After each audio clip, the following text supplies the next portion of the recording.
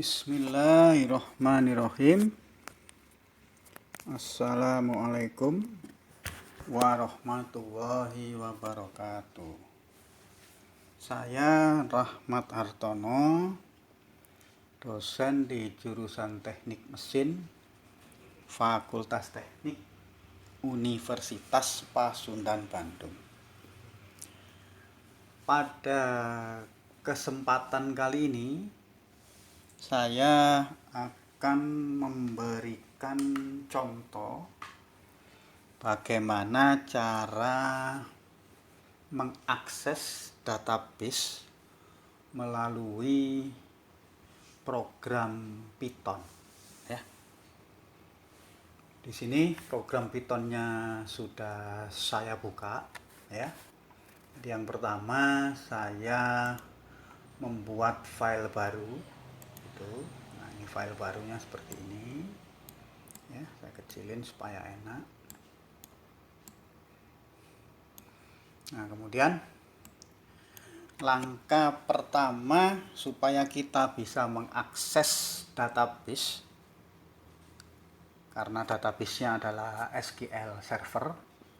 Langkah pertama untuk mengakses database lewat program Python adalah mengimport modul PY/MS SQL, kira-kira begitu. Kemudian kita buat beberapa variabel, ya, variabel. Yang pertama variabel server, ini berisi server tempat database tersebut berada, ya. Nah, nama servernya itu dapat kita lihat di database-nya, kan, ya, seperti ini database-nya. Kalau misalnya saya mau connect, ya, mau connect ke servernya, ya kan ngeklik ini biasanya. Nah, nama servernya itu ini, yang biru ini. Nah, di sini nama servernya di laptop saya adalah user-pc/SQL Express, ya. Kemudian itu nama servernya ini.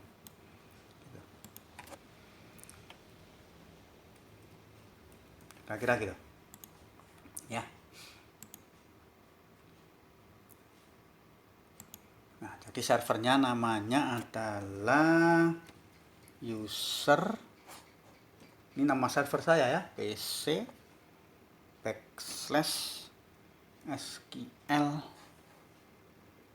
Express. Gitu, ya. Kemudian kita buat variabel user, ya. Ini kita isi dengan user ID-nya. User ID ketika kita akan masuk ke database, ya. Gitu. Kemudian kita bikin variabel namanya pwd, ini maksudnya password untuk masuk ke database tersebut. Gitu. Kemudian nama database-nya. Nama database-nya adalah jebret kalau saya, ya. Jebret. Nah, berikutnya saya membuat objek connection, ya, buat objek connection. Ini namanya bisa apa aja, ya. Tapi supaya enak namanya connection, buat objek connection. Caranya seperti ini. Jadi saya memanggil fungsi connect, ya, PY/MS SQL itu connect. Kemudian parameternya apa saja? Parameternya adalah server, gitu, ya. Kemudian user, kemudian passwordnya apa, kemudian nama database-nya, ya, kira-kira seperti itu. Nah, kemudian saya buat kursor, buat kelas kursor, objek kursor. Kursornya ini cara membuatnya seperti ini, connection ke kursor, gitu, ya. Sebelum saya lanjutkan, saya ada yang terlewat tadi. Jadi modul PYMS SQL itu bukan bawaan dari program Python-nya ya. Jadi kita harus menginstal sendiri modul PYMS SQL. Nah, cara nginstalnya ya silakan lihat di tutorial-tutorial yang lain kira-kira gitu ya. Nah, kemudian kalau sampai sini sudah kita membuat kursornya, kita cek dulu apakah program ini jalan atau tidak ya. Caranya ya sudahlah, kita tandai saja dengan print, yang terakhir adalah oke gitu ya. Nah, kalau program ini saya run dan keluar tulisan oke, artinya sampai sini sudah benar langkah kita ya. Kita coba saja. Run modul ya. Kita simpan namanya, saya simpan di D saja ya. LH di YouTube. Nah, ini ya. Namanya akses 00 sudah ada, misalnya ke akses 01 saja ya, akses 0. Nah, keluar tulisan oke, artinya sudah benar ya, artinya sudah benar. Nah, kemudian kita coba lihat ya. Kita coba lihat. Jadi kalau di mana? Di database kita ingin menampilkan isi tabel, itu kita pakai perintah atau query ya, query tabelnya apa aja kita lihat dulu ya. Database jebret, tabelnya apa aja. Anggota misalnya ya, select bintang from anggota ya. Kalau ini saya run kan akan keluar seperti ini. Jadi ada 8 data pada tabel anggota ya. Nah, bagaimana kalau kita akses database ini melalui Python ya? Ya, kita tulis aja query-nya ya. Kita tulis aja query-nya. Ini key 00 sama dengan yang tadi aja ya, saya copy copy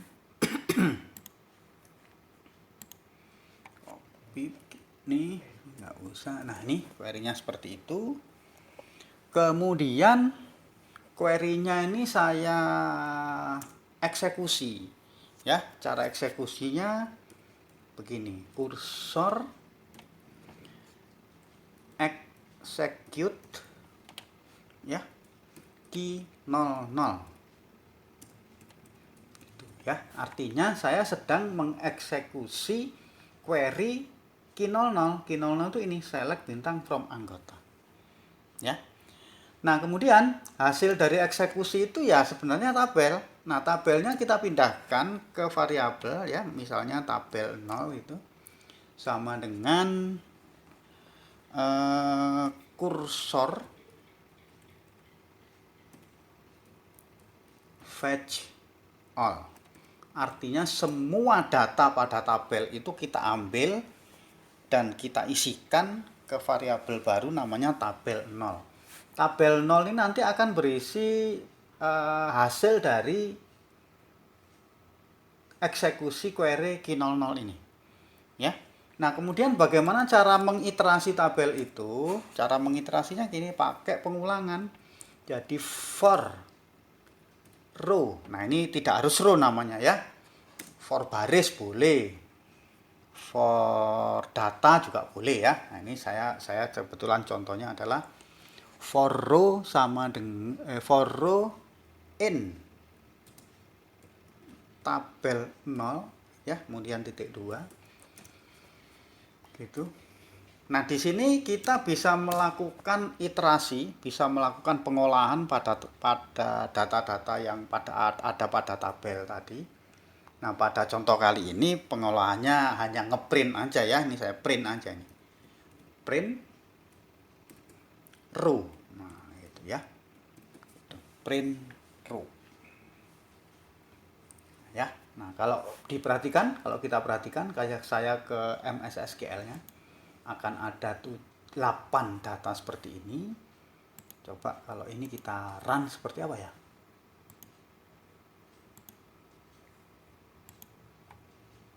Yo sama. 1 2 3 4 5 6 7 8. Kira-kira gitu. Ya. Nah, bagaimana kalau saya ingin mengambil data-data ini secara individu? Ya. Nah, sekarang kalau ingin mengambil data ini secara individu, maka misalkan ini kan isinya tadi NRP ya. Maka saya bikin variabel baru namanya NRP sama dengan apa? Ya, sama dengan row yang ke 0, indeksnya 0. Jadi setiap baris data itu kan punya atribut, punya kolom-kolomnya ya. Kolom yang pertama itu indeksnya 0 ya, kolom yang kedua indeksnya 1 dan sebagainya. Nah, maaf ya. Nah, karena ini kita ngambil row yang ke 0, kemudian coba kita print aja. Print NRP. Ya, kira-kira gitu. Maka kalau kita run,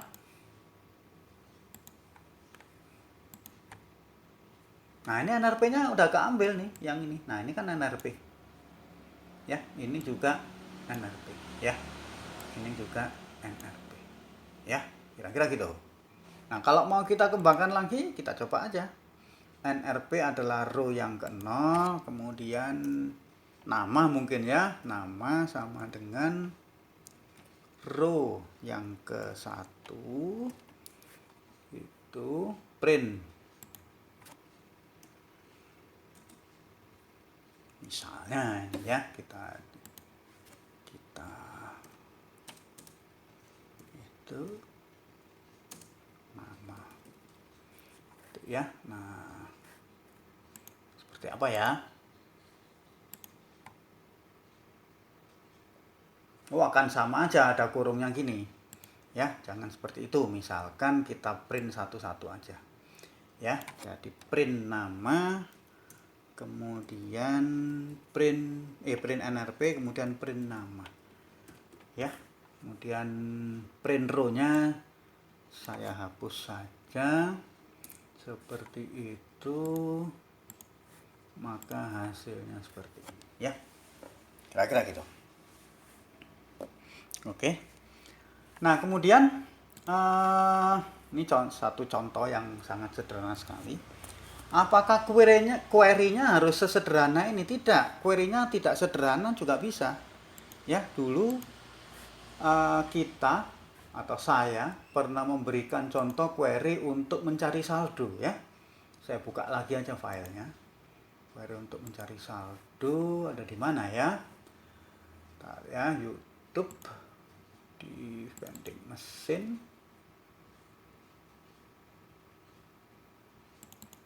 Sini bukan ya, saya cari dulu filenya, maaf. Lama. Ini kalau ini ya query-nya. Nah, ini kan saya dulu punya ini ya, punya query ini. Ini saya execute. Maka keluarnya kan gini. Nah, ini juga bisa kita eksekusi ini. Ya, bisa kita eksekusi. Ya. Nah, akan saya contohkan di sini bagaimana mengeksekusi yang situ. Nah, ini saya ini aja ya. Saya jadiin komen saja. Option apa ya? Format kita jadiin komen ini. Nah, ini jadi komen nanti ya. Kita jadiin komen ini. Nah, ini jadi komen. Ya, artinya kalau diberi tanda pagar 2 ini, tulisan-tulisan ini tidak dianggap. Ya. Nah, sekarang untuk query yang panjang itu nanti seperti apa? Nah, kalau seperti query yang panjang seperti apa? Saya membuat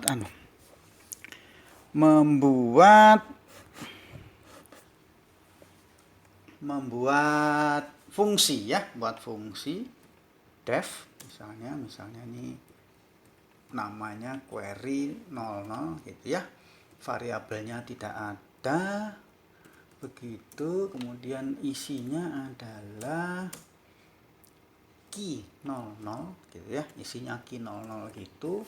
Itu saya kopikan dari sini, dari ini ya, dari sini saya run dulu. Oh betul, kalau dieksekusi ini copy ya, saya kopikan gitu. Nah ini kan panjang nih. Nah kalau panjang ya sudah, ini saya susun aja. Ini ada spasi, saya enter gitu ya. Nah kalau ini kan nggak bener nih ya, panjang sekali.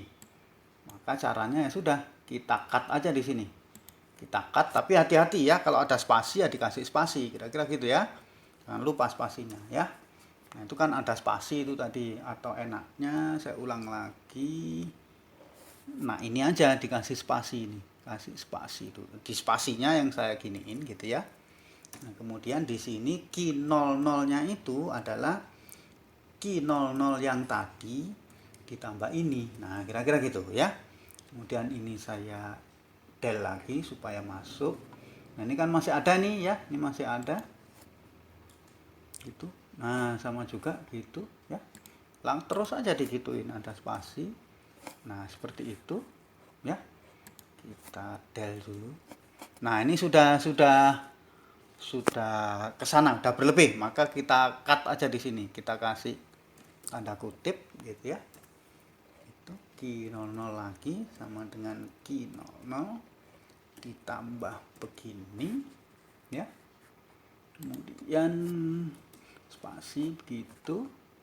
Nah ini saya itu ya, dan key 00 sama dengan key 00 ditambah itu ini. Nah ini akan banyak, akan lama, ini nggak apa-apa ya, kita coba saja itu. Terus saja itu susunannya seperti ini boleh ya. Nah kemudian ini itu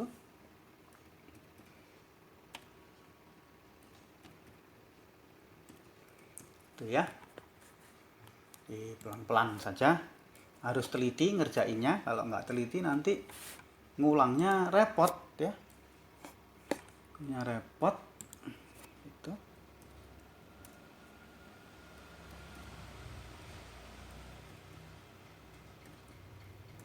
Itu ya.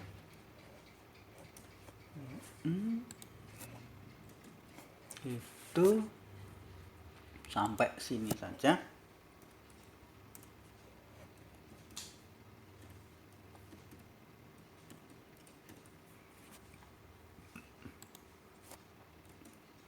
Itu ya, ini saya cut di sini. Nah,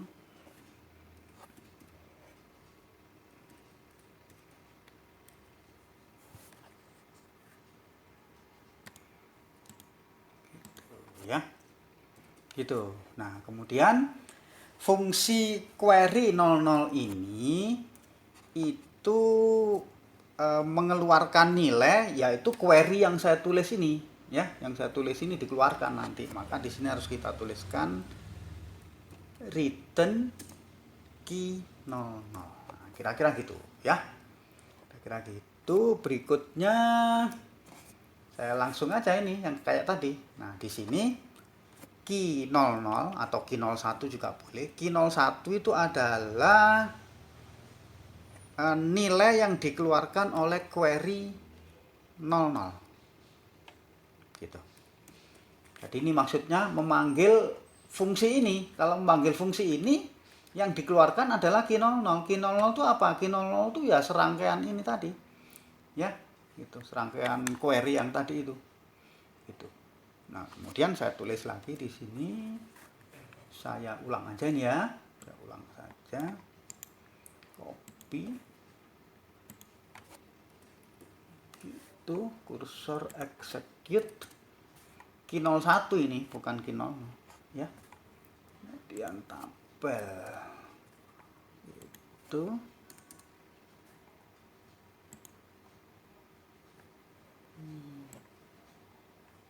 Nah ini nggak usah ya, jadi yang saya print row-nya saja ya. Jadi langsung aja print row. Yang salah nggak ini? Kita coba saja ya, kalau salah nanti juga akan kelihatan ya. Kelihatan, kita coba run ya.